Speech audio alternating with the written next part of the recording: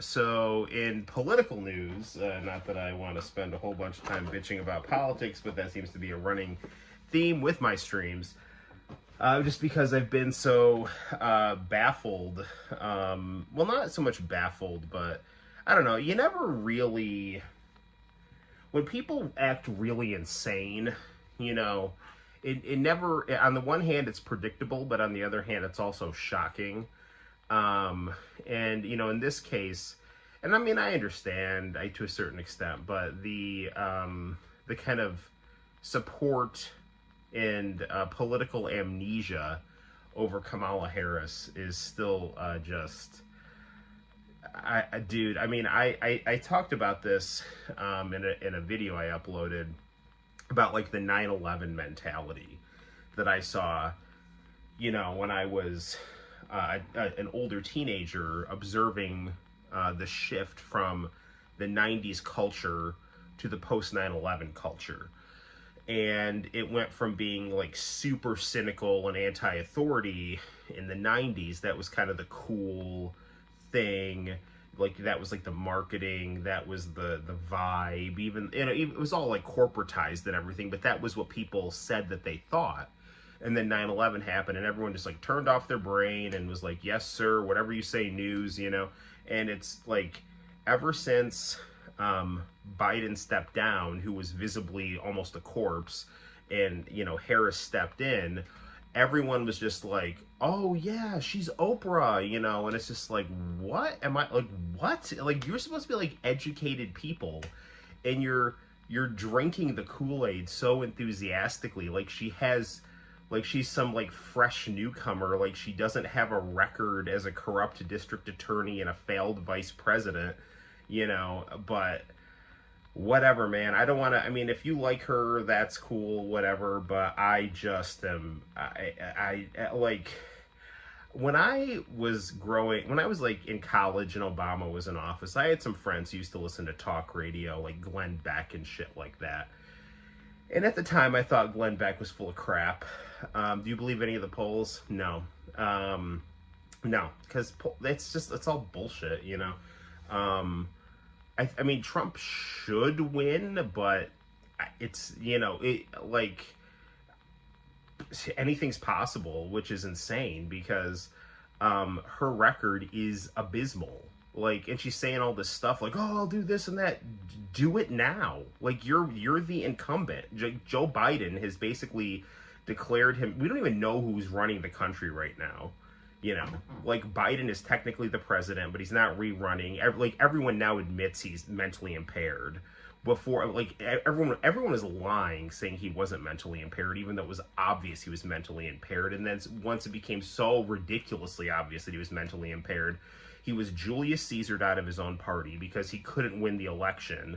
And they just basically retooled and repackaged Kamala Harris. And you know what's really insane is that, you know, like, they did all this crap against Trump, right? They did, you know, show trials. They did, you know, they prosecuted him so like they would try to like prevent him from running for office or drain his bank account so he couldn't campaign properly, you know. And this was all like kind of like coinciding like right when he was like trying to run for president. None of that worked.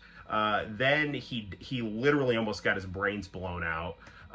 You know, by someone who like was probably a patsy for shadowy forces connected to BlackRock. And then, you know, all it seems to have taken to kind of derail his campaign, it's like, no, actually, we can just dress up a person of color as Claire Huxtable, and all the wine moms and people who hate Trump will just blindly worship her. All we have to do is just keep her mouth shut and have her just spew, you know, vague bullshit, and that might be enough to do it. Maybe we didn't have to kill Trump. And I mean, it was like, it's literally that insane.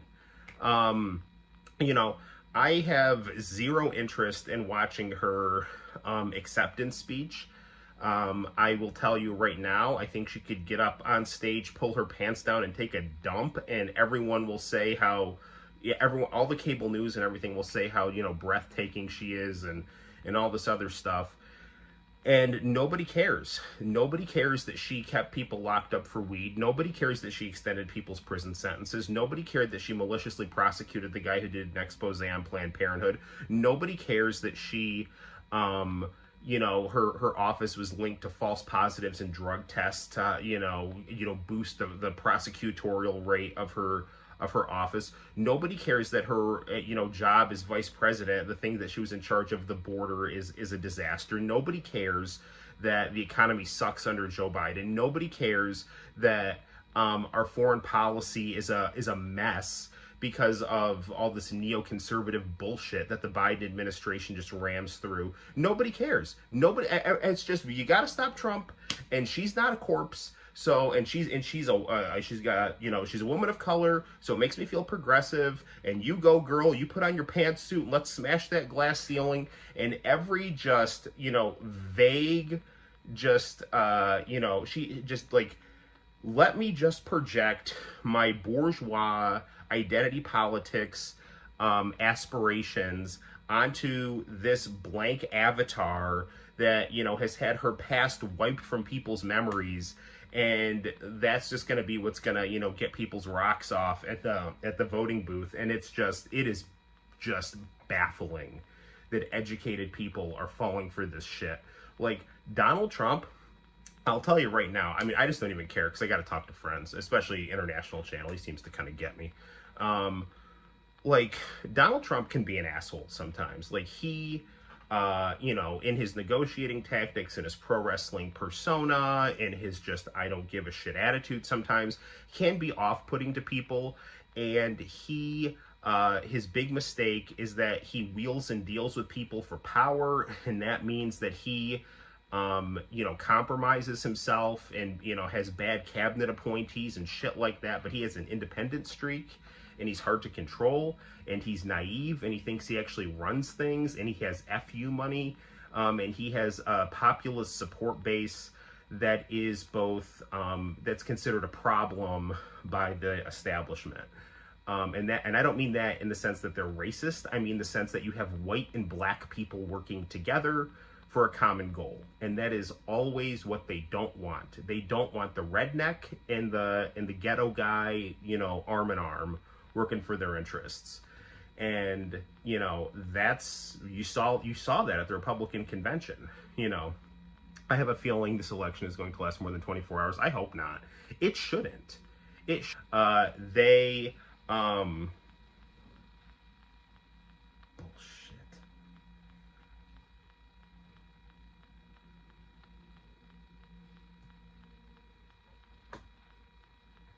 Am I on?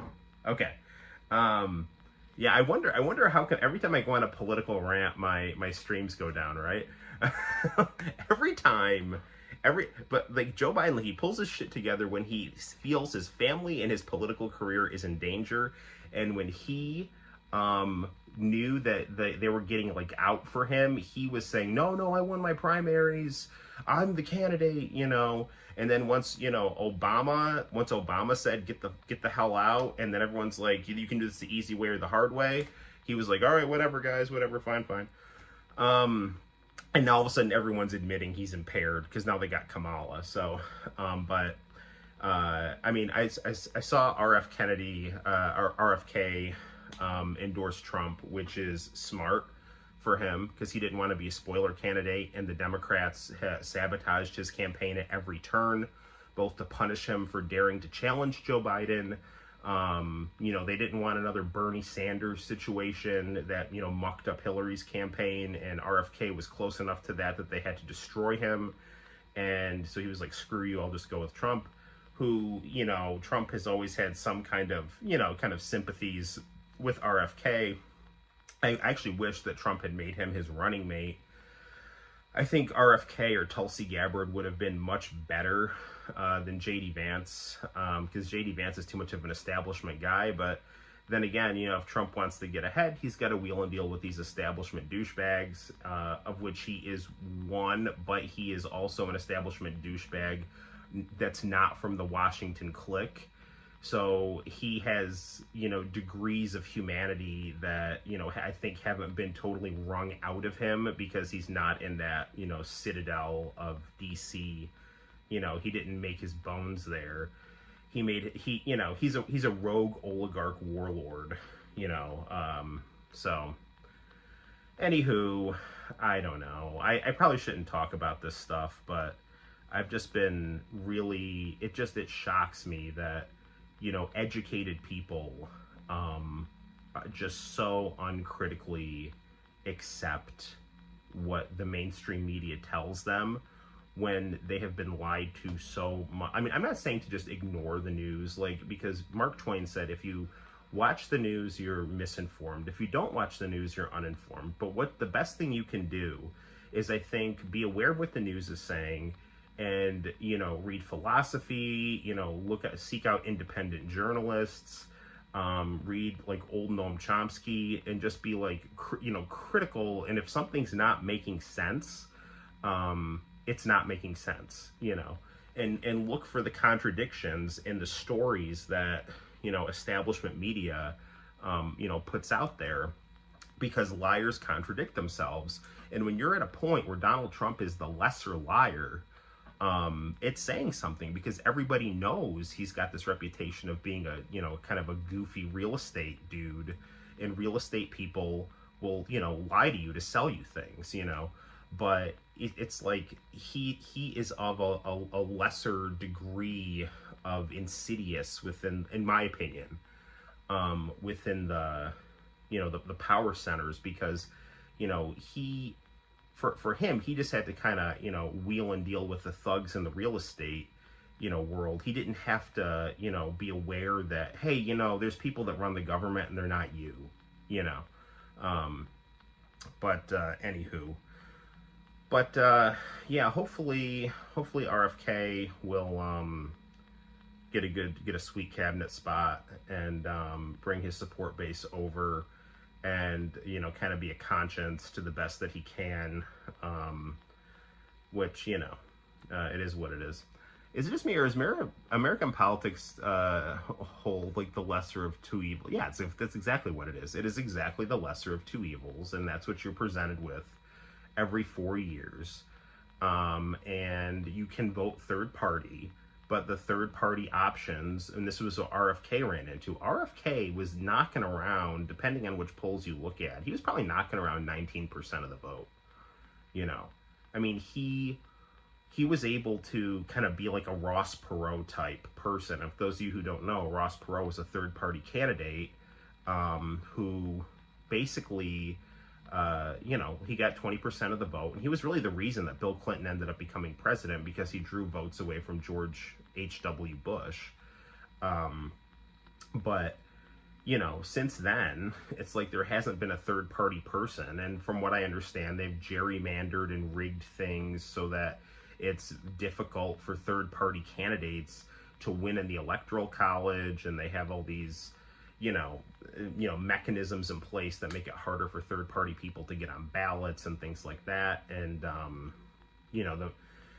the other thing too is the media just won't cover you if they don't like you. I mean, that was the lesson that they learned with the 2016 election. If they even tried to do news and it, made people think the quote wrong way, because that's what they think. That's what the mass media thinks. It's like they reported that Hillary Clinton was still under investigation by the FBI, and then all of a sudden Trump went up in the polls and he won, and so last time in 2020, they had all that, Hunter Biden laptop stuff that, said that Joe Biden and his, son and brother were, in these international money laundering schemes and influence peddling schemes.